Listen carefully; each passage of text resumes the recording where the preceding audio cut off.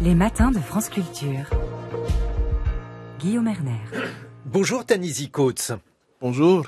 Vous êtes journaliste et écrivain afro-américain. Je vais vous présenter en quelques mots. Vous êtes né il y a un peu moins de 50 ans à West Baltimore, dans le quartier de Mondawmin. Vous avez grandi dans une famille nombreuse. Vous avez étudié le journalisme à l'université Howard et vous avez notamment débuté comme pigiste, poursuivi également votre travail de journaliste dans The Atlantic. Vous avez publié un certain nombre de livres, dont ce livre dont paraît une nouvelle traduction avec une préface inédite, Entre le monde et moi, lettre à mon fils aux éditions Autrement. C'est un livre très important, un livre qui a obtenu le National Book Award en 2015. Et il est classé parmi les 100 meilleurs ouvrages du 21e siècle par le quotidien anglais Le Guardian. Mais tout d'abord, comme nous avons déjà évoqué les États-Unis cette semaine dans les matins, nous l'avons évoqué avec un possible retour de Donald Trump. J'aimerais connaître votre point de vue sur cette perspective.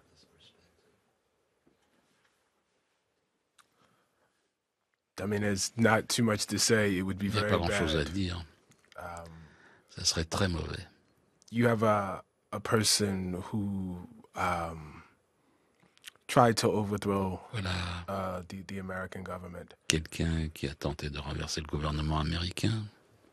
You know, and I don't stand here as an absolute uncritical patriot. You know, American Je ne government. suis pas has ici all comme sorts un of problems. patriote sans faille du gouvernement américain. Vous savez, le gouvernement a ses failles aussi. But if you have somebody who can't even Mais respect the most basic, simple rules of lorsqu'il an y a American quelqu'un election. qui est incapable de respecter les règles fondamentales, And I think much worse than that et bien represents pire que a ça, population qui of people représente une population de gens who don't really know how to share qui ne savent pas vraiment partager and don't want to share, which is et a ne veulent pas fundamental element partager, of qui a est un élément democracy. fondamental de la démocratie.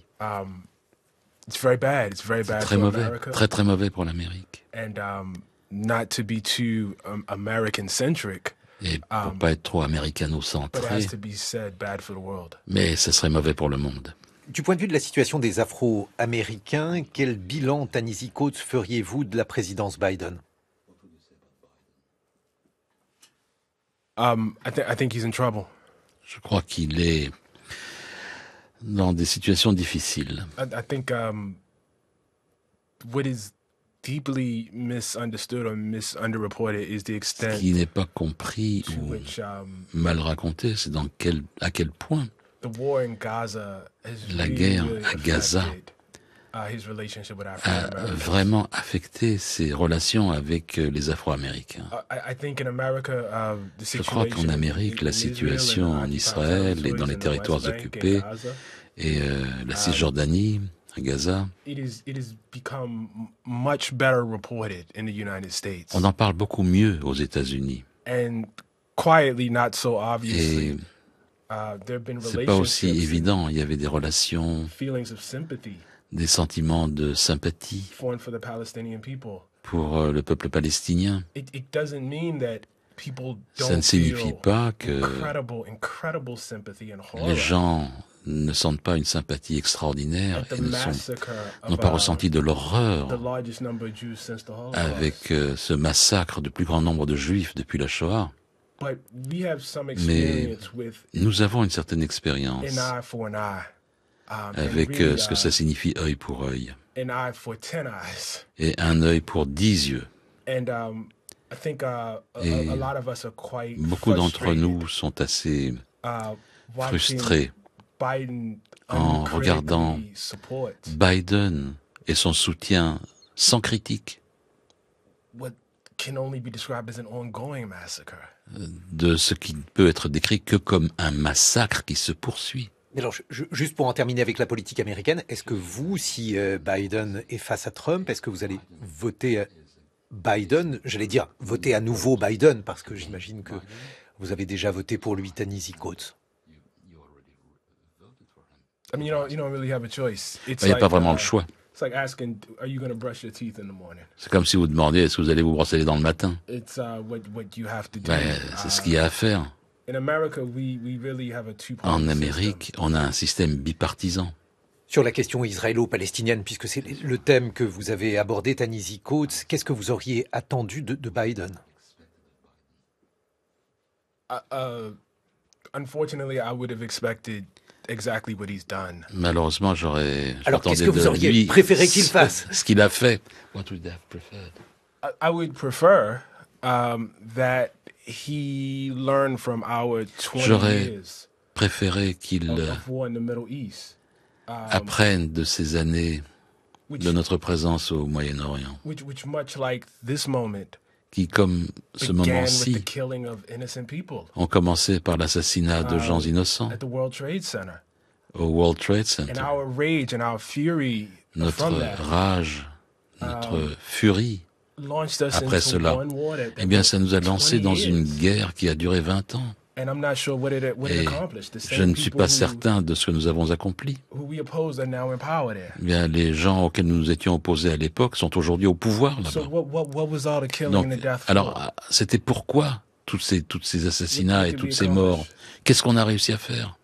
On va distinguer deux questions, Tanisi Coates, la question israélienne et puis la question juive, et notamment la question des juifs américains.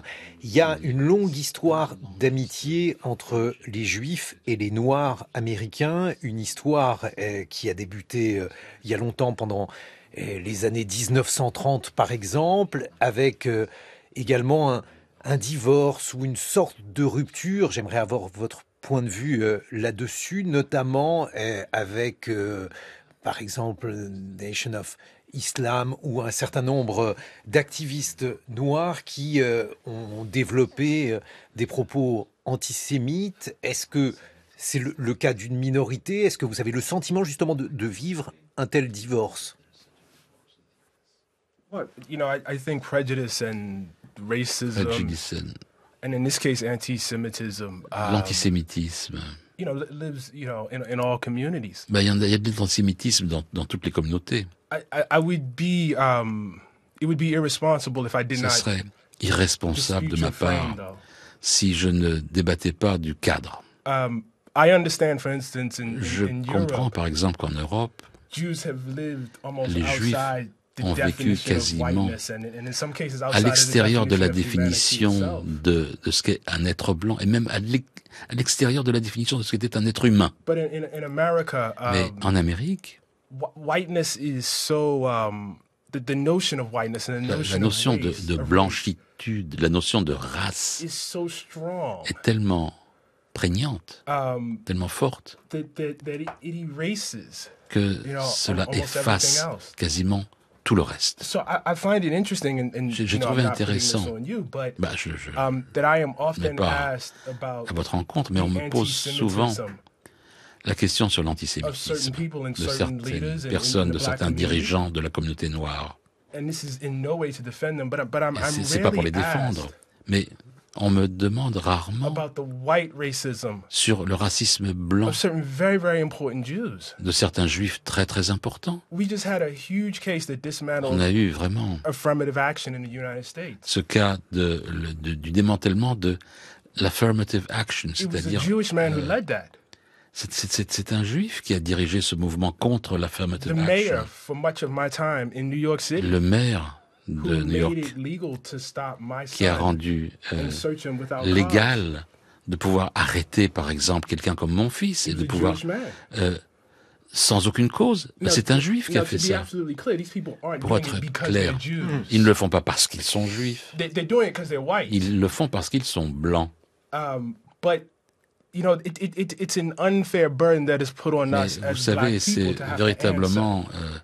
I don't un ask poids the entire community of Jews indu to answer, for Michael Bloomberg. for qui n'est instance. I mis would sur never do nos, that. sur That nos would be épaules de not devoir right. nous défendre de l'antisémitisme, alors que, par exemple, Michael Bloomberg, on lui demande rien de ce point de vue-là. Je pense que vous avez raison, ça a été une date extrêmement importante et une vraie source d'incompréhension entre les Noirs et les Juifs américains. Tanisi Coates, la fin de l'affirmative action ou la demande de démantèlement de l'affirmative Action, mais là aussi, la question de la blanchité des Juifs et des préjugés anti-noirs présents en France comme aux États-Unis, même s'ils peuvent être différents, c'est une question qui peut apparaître parfois un peu éloignée des préoccupations françaises. C'est important peut-être de rappeler à quel point la question de la blanchité est centrale dans la manière de voir aux États-Unis et pourquoi les Juifs peuvent être considérés à la fois comme non blancs ou comme super blancs aux États-Unis, puisque c'est ça aussi l'un des problèmes entre les deux communautés. Yeah, the thing that I always try to remember, the thing that I remind myself is race is always. Ce dont je me souviens toujours, c'est du racisme. Ça change toujours. Et ça change selon ce que le pouvoir nécessite. It is true, and I don't want to deny the fact at all. C'est vrai, et je ne veux absolument pas nier le fait que, from a black perspective, d'un point de vue noir, activist Jews in America, les militants juifs en Amérique have always, in our framing, as we would say, punched above their weight. Ont vraiment tenté de boxer au-dessus de leur catégorie. And we praise them for it. On les remercie pour cela. But I think at the same time, this discussion deserves a little bit more complexity. Cette discussion doit introduire plus de complexité. Plus de complexité aujourd'hui, est-ce que ça veut dire que le divorce est irréparable ou alors c'est tout simplement une question d'individus et il ne faut pas désespérer de la capacité des individus qui ont été stigmatisés ou qui le sont toujours de mener des luttes communes, par exemple dans l'antiracisme, Ta-Nehisi Coates? I think moral, durable, defensible alliances have to be based on principles. Les alliances morales doivent être basées sur des principes. So, the part of the black tradition that I most identify with. Vous savez, la partie de l'Afrique noire avec laquelle, de l'Amérique noire avec laquelle je m'identifie, c'est la tradition humaniste par-dessus tout. Nous n'avons pas toujours été humanistes en tant que noirs. Je ne peux pas dire que tout noir a été ainsi. Mais moi, je m'identifie à ça. Et je pense que pour parler d'alliance entre deux communautés, c'est un peu large comme question, un peu vaste. Mais il y a des dirigeants juifs, des militants juifs qui sont engagés dans une lutte pour voir toute vie humaine en tant que vie humaine. Eh bien, vous trouverez un certain nombre d'alliés dans la communauté noire américaine. Ta-Nehisi Coates, Entre le monde et moi, lettre à mon fils, aux éditions Autrement, on se retrouve dans une vingtaine de minutes. Vous étiez traduit ici par Maître Zlotowski. 6h30, 9h, les matins de France Culture. Guillaume Erner. Notre invité, c'est Ta-Nehisi Coates, une grande voix afro-américaine. Votre livre Entre le monde et moi, lettre à mon fils est publié aux éditions Autrement. C'est un livre qui est considéré comme étant un livre extrêmement important sur l'histoire contemporaine du racisme aux États-Unis. Il y a de nombreux passages extrêmement poignants dans cet ouvrage, notamment celui-ci que j'aimerais vous demander de commenter. Ta-Nehisi Coates, vous racontez un jour où vous étiez au parc avec vos grands-parents. Vous aviez 6 ans, vous avez disparu quelques instants, comme le font parfois les enfants, et lorsqu'il vous a retrouvé, votre père vous a infligé une correction et il vous a dit « Si ce n'est pas moi qui te bats, ce sera la police ». Quel effet cela fait-il à un enfant de 6 ans lorsqu'il entend une telle phrase? Wow, that's a great question. Bonne question. What is the effect? Quel est l'effet?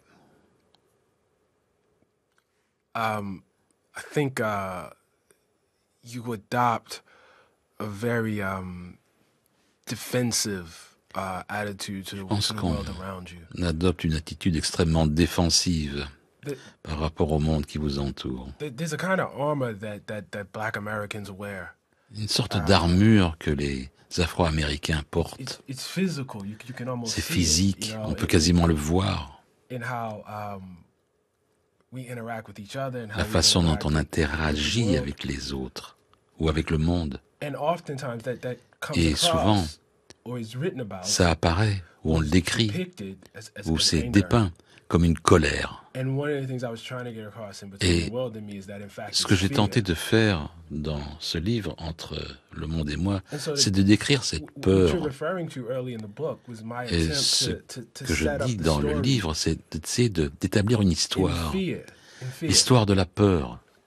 Et je crois que c'est ça l'effet. Vous avez posé la question, ça vous rend peureux? Et ce que vous apprenez en allant en avant dans la vie, c'est qu'il y a des bonnes raisons d'avoir peur. Ce livre a été écrit pour votre fils et vous souhaitiez notamment lui expliquer le meurtre de l'un de vos amis, Prince Jones. Pourquoi Prince John est-il mort? Dans quelles circonstances? Qu'est-ce qu'il s'agissait d'expliquer à votre fils, Ta-Nehisi Coates?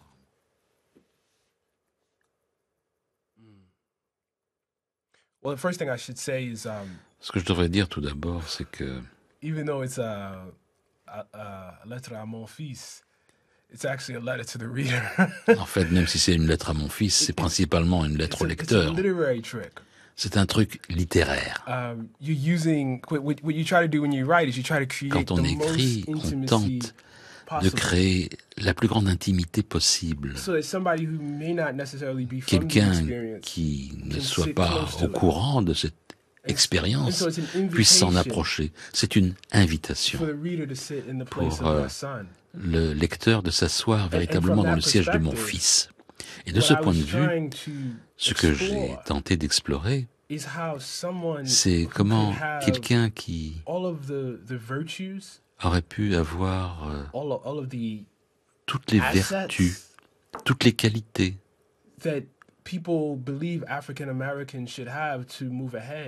pour que ce que les gens pensent est nécessaire pour les Afro-Américains pour aller de l'avant, pourrait être assassiné par les gens dont le boulot était en fait de le protéger. C'est une question très profonde que vous avez posée. Elle va véritablement au cœur du combat noir aux États-Unis.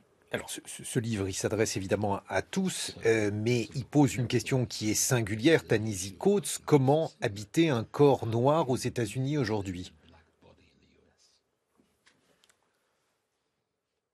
Yeah, and I'm not sure the book ultimately answered the question. Et je suis pas sûr que le bouquin réponde finalement à la question. And maybe it doesn't have an answer. Peut-être qu'il n'y a pas de réponse. But what I really tried to Mais ce que j'ai vraiment tenté de communiquer, the funny thing is, I wrote this book. C'est marrant parce que j'ai écrit ce livre immédiatement après que j'ai terminé un article en faveur des réparations aux États-Unis.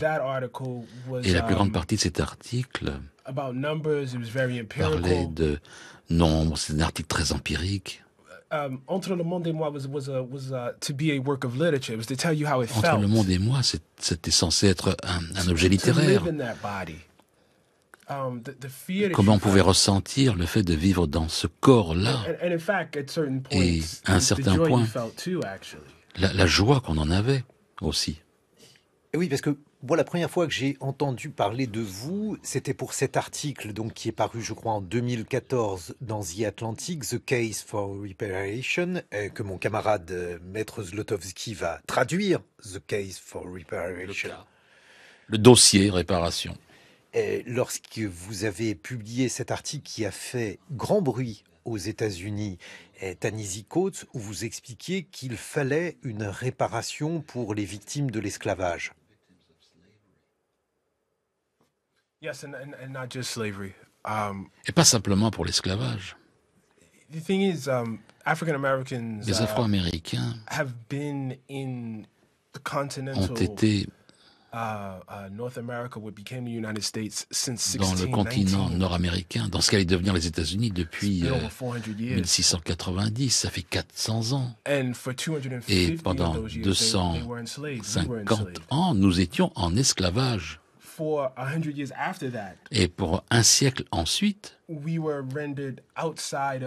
nous a placés en dehors de la société. On était des citoyens de deuxième classe. C'est juste pour dire que nous avons obéi au contrat social. Nous payons nos impôts. Mais on ne reçoit pas les avantages égaux. On était véritablement les cibles du pillage, on était en dehors de la loi. Et je mets l'accent sur ce point, pas simplement que nous étions des esclaves, parce que l'esclavage, au départ, c'est vraiment du pillage, c'est du vol. Mais le vol ne s'est pas terminé avec la fin de l'esclavage. Et beaucoup de Noirs américains vivant aujourd'hui ont grandi sous le système de Jim Crow. Et de la ségrégation, du lynchage, de la violence d'État. Nombre d'entre nous ont grandi à cette ombre-là et sont encore vivantes aujourd'hui. Et alors, comment se prolonge justement ce que vous décrivez, Ta-Nehisi Coates, comme un racisme structurel par l'ignorance justement de ces faits, par l'absence de réparation ?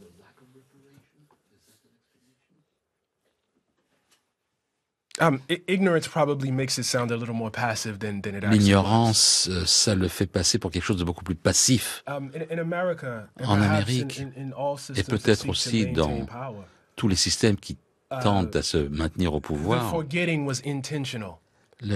l'oubli était intentionnel. Il y a eu un effort d'oublier, un effort pour laisser ces faits en dehors de l'histoire.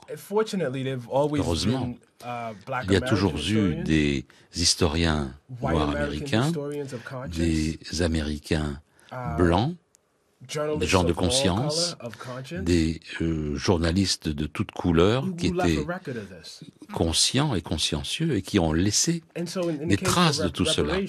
Et dans le cas des réparations, mon travail, c'était de remettre tout cela ensemble. Mais c'était là, ça m'attendait. Sinon, d'autres personnes auraient pu faire ce travail. Autre passage particulièrement poignant de votre livre « Entre le monde et moi, lettre à mon fils » aux éditions Autrement.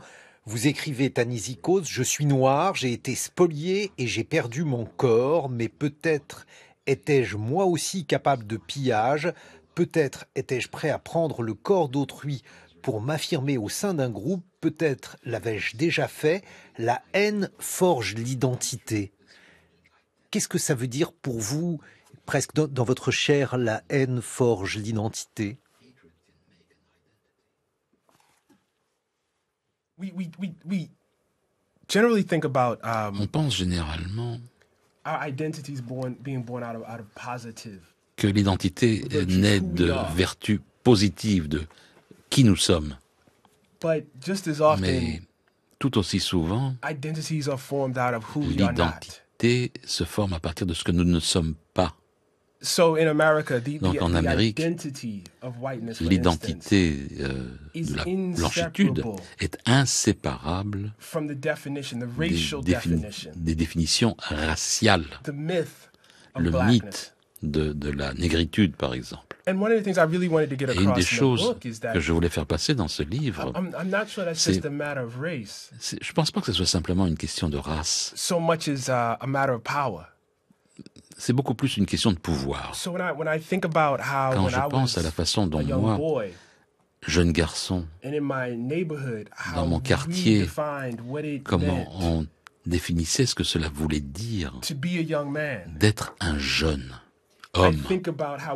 Je pense à la façon dont on se définissait négativement par rapport à des jeunes femmes blanches. C'était ce que nous n'étions pas.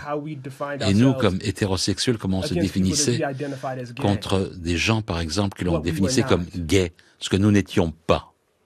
Mais est-ce que, justement, aujourd'hui, il n'y a pas aussi des Noirs importants, des Noirs puissants. Vous, par exemple, vous êtes une voix respectée, Ta-Nehisi Coates, c'est ce que vous dites, votre voix porte.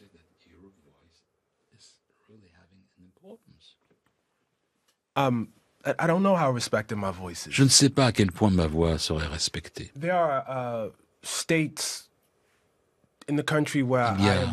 des États dans le pays où je suis né où il est littéralement illégal d'enseigner ce qui est écrit dans mon livre. Il y a des bibliothèques où mes livres sont retirés des rayons. Je ne suis pas seul, je ne veux pas dire que c'est parce que c'est moi. Mais il y a toute une catégorie d'écrivains qui ne sont pas des mâles blancs et qui ne représentent pas ce point de vue. Et je ne me sens pas très respecté. Vous avez vécu en France quelques mois, Ta-Nehisi Coates. Pourriez-vous faire justement une comparaison entre la condition des Noirs, des personnes racisées en France, aux États-Unis?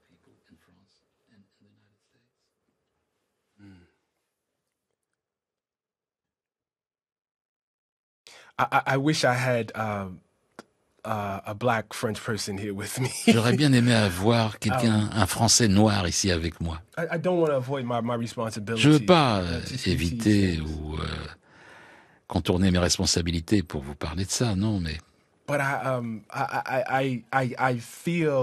sens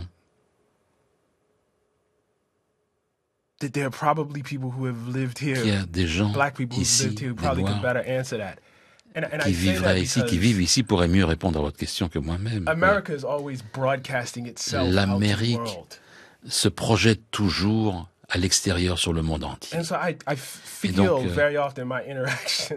souvent, mes interactions avec les Français noirs ici, ils en savent plus de moi que moi je n'en sais d'eux.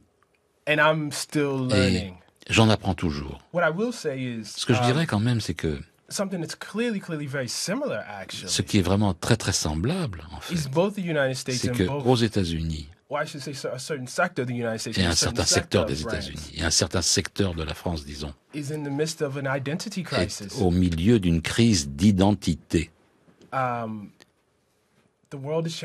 monde change. Il est très clair que ces deux pays ne seront pas ce qu'ils ont été par le passé. Et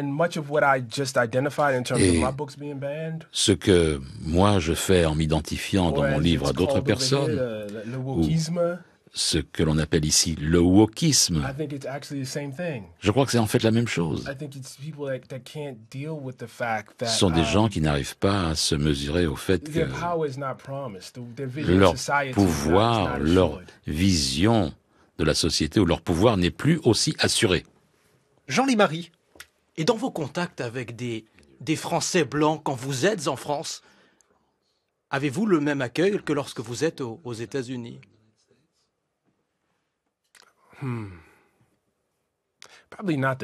Non, probablement pas le même.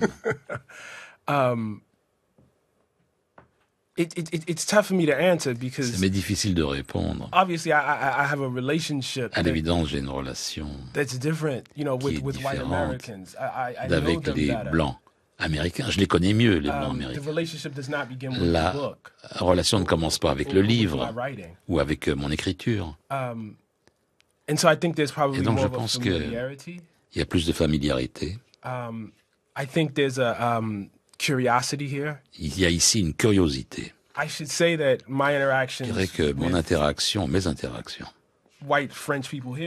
les Blancs en France et les Américains blancs, dans une certaine mesure, est contrainte. Parce que ce sont des gens qui sont des lecteurs de mon œuvre. Ils ne représentent pas la majorité des gens, de la population de laquelle ils proviennent. L'un des obstacles pour vous à l'égalité raciale aux États-Unis, c'est une stratégie que vous appelez une stratégie de diversion dans votre livre Entre le monde et moi aux éditions Autrement. Et cette stratégie, elle consiste, selon vous, Ta-Nehisi Coates, à faire porter aux Noirs la responsabilité de leur assujettissement, de leur détresse. Est-ce que vous pouvez nous expliquer en quoi cela consiste, selon vous? Very few people want to admit to being the villain in the story. Peu de gens acceptent d'être les méchants de l'histoire. It's hard enough, I think. C'est assez difficile déjà de to accept that you've done something to somebody. Que l'on a commis quelque chose à l'encontre de quelqu'un. As an individual, en tant qu'individu, people individually struggle les with gens that all the time. Individuellement, luttent avec cela sans cesse. But to accept that you are part of an d'accepter que vous faites partie d'une communauté entière, in ancestry even, that goes back même before you were born. Avant même que vous ne soyez né, de vos ancêtres. That the crime is ancestral and that you're part que le crime est ancestral et que vous en faites partie de ce crime, même si vous n'avez pas choisi d'en être. Ben, c'est très difficile d'accepter ça. Et une façon de le surmonter, c'est de trouver des raisons pour faire porter la faute sur la victime. Je crois que c'est très important. Peut-être que j'aurais pas dit ça il y a 10 ans. Je crois que j'y arrivais lentement, en fait. Le racisme est une autre forme de pouvoir. Et donc, si vous regardez en Amérique, la réaction au Me Too, c'est une chose qui est très semblable. Tenter de faire porter la responsabilité sur, par exemple, ah, mais qu'est-ce que vous portiez à ce moment-là? Où étiez-vous au moment de cela? Vous savez, quand Bill Cosby a été accusé, et sur 70 cas, ou 70 cas, et quand vous parliez à vos copains mâles, et chacun d'entre eux avait une excuse pour pourquoi ce type a tenté de faire ci ou ça. Donc ça veut dire quoi? Alors toutes les bonnes femmes mentent? Toutes les 60, toutes les 70? Et il a fallu que j'y réfléchisse. Et ça m'a fait penser des relations entre les Noirs et leur propre pays, où chaque jour on se sent comme... les gens vous disent que les gens que vous voyez devant vos yeux, eh ben, ils sont pas là. Vous avez écrit ce livre pour votre fils. Vous dites que c'est un procédé littéraire. Je n'en suis pas complètement sûr, mais c'est votre parole, Ta-Nehisi Coates. Justement, votre fils, aujourd'hui, comment voit-il les choses? Est-ce qu'il a trouvé une manière d'habiter ce corps noir, comme vous dites? Well, he's 23 years old. Vous savez, il a 23 ans aujourd'hui. So he's trying to figure it out. Et il essaie de le trouver. Il essaye de le trouver. You know, the things in the book il y a des choses dans le livre qui n'étaient pas tout à fait nouvelles pour lui. Il y a des choses qu'il a vues tout au long de sa vie. J'espère que ça l'a aidé. Mais quand je pense à moi, à l'âge de 23 ans, je ne sais pas à quel point c'était clair pour moi. Est-ce qu'il a moins peur de la police que vous?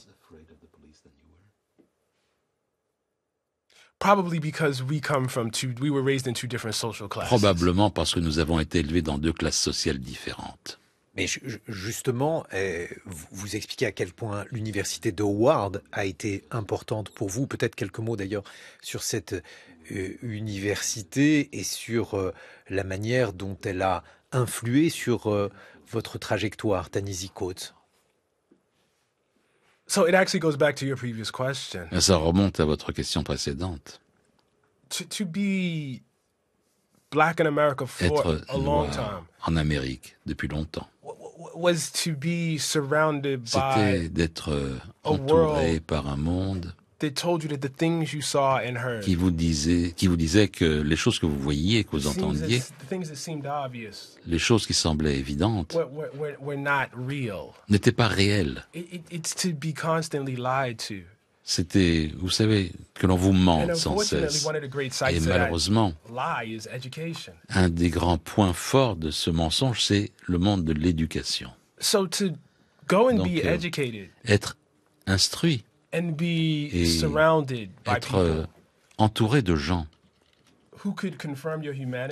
qui pouvaient confirmer votre humanité et confirmer que ce que vous aviez devant les yeux était véritablement la réalité. Ça permet à tout, ça a permis d'explorer tellement de choses. C'est difficile pour moi d'imaginer écrire ce livre. C'est pour moi difficile d'imaginer d'être ici, face à vous, si je n'avais pas eu ce moment dans ma vie. Et l'autre mythe que vous dénoncez, réformer la police? La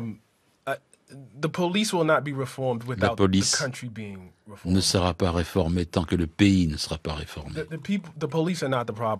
La police, c'est pas le problème. La police représente un très vieux pouvoir aux États-Unis. Et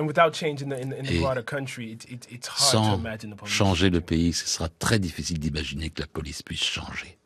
Ta-Nehisi Coates, Entre le monde et moi, lettre à mon fils, c'est l'ouvrage que vous publiez aux éditions Autrement. Vous étiez traduit ici même par Maître Zlotowski.